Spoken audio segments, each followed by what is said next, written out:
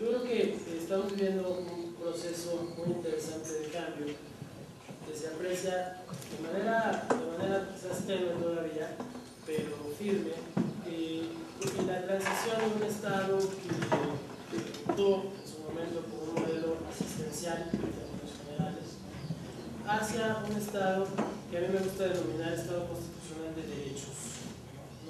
No es un Estado de derechos simplemente, sino es un Estado que se centra en esta visión de derechos. Yo creo que estas tres convenciones, la de la Intrapará, la CEDAW 4, la de los niños, y esta reciente de las personas con discapacidad, van colocando un marco teórico de la mayor relevancia para entender cuál debe ser la relación del Estado con las y los ciudadanos. Y el cambio fundamental que yo noto en estas convenciones es un cambio que significa dejar de ver en las y los ciudadanos objetos de la política pública, del derecho, de la atención, para empezar a construir más bien sujetos en una interrelación en la que de lo que se trata es de potenciar las capacidades de las personas para su propio desarrollo. Cuando hablamos de protección de las mujeres, de los niños, de las poblaciones callejeras, nos corremos el riesgo de asumir una visión asistencial, porque esa protección se realiza desde la óptica de quien la propone. En cambio, cuando hablamos de proteger los derechos de las personas, hablamos de una cosa totalmente diferente, porque el planteamiento es, independientemente de lo que yo crea que es bueno para las mujeres, para los niños, para las poblaciones callejeras, a donde me tengo que atener es al respeto y respeto de sus derechos. Porque, digamos, el primer acento que coloca es en la necesidad de evitar cualquier planteamiento de tipo asistencialista, cualquier planteamiento que hable de vulnerabilidad intrínseca, ¿no? Cualquier planteamiento que se centre en la condición de las personas. En mi opinión, la diferencia entre la condición y la situación plantea todo un eje de trabajo que señala claramente que la condición de las personas es intocable. Uno no puede ni debe meterse con la condición de las personas. Esa condición atiende a distintos factores, pero en todo caso es intocable. En cambio, la situación de las personas sí implica una obligación directa del Estado para modificarla a favor de reducir las posibilidades de riesgo, las posibilidades de discriminación, las posibilidades de vulnerabilidad. Desde la Comisión de Derechos Humanos del Distrito Federal, este ha sido un tema sensible y ha sido un tema que fue colocado en el diagnóstico que, como ustedes saben, se realizó también con la ayuda de ustedes y con otras organizaciones de la sociedad civil, con apoyo de la academia y con el trabajo conjunto con el gobierno de la ciudad. En ese diagnóstico la comisión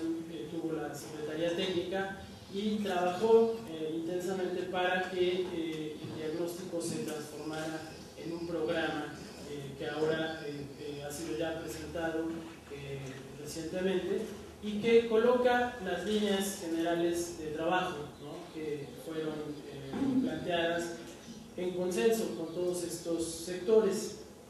En ambos casos se trata de hacer una planeación que oriente la política pública, digamos, en el sentido de la atención necesaria para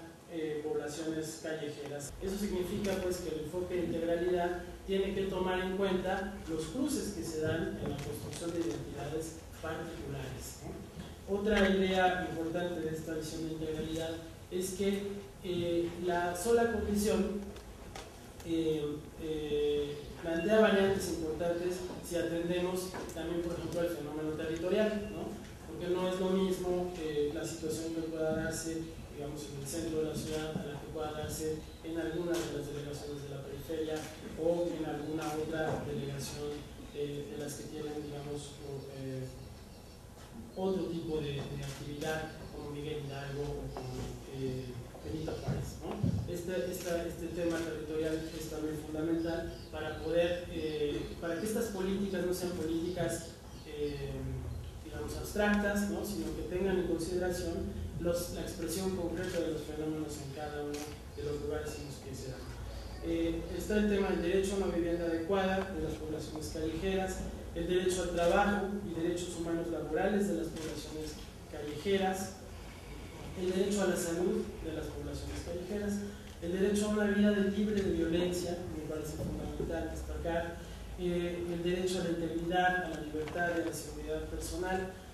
Con el Caracol ya habíamos tenido en años anteriores, como ustedes saben, yo estuve antes como tercer visitador de la Comisión de Derechos Humanos del Distrito Federal,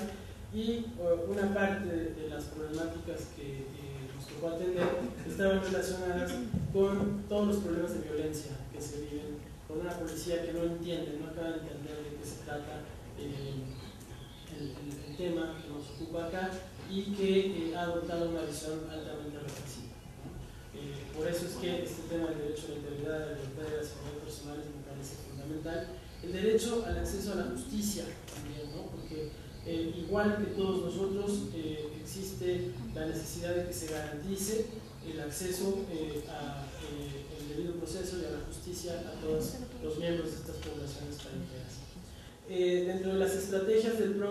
programa se plantean las siguientes: promover reformas legislativas en favor de los derechos de las poblaciones callejeras, generar información estadística, confiable, precisa y sistemática, así como los indicadores acordes a los estándares internacionales que permitan conocer la situación de las poblaciones callejeras,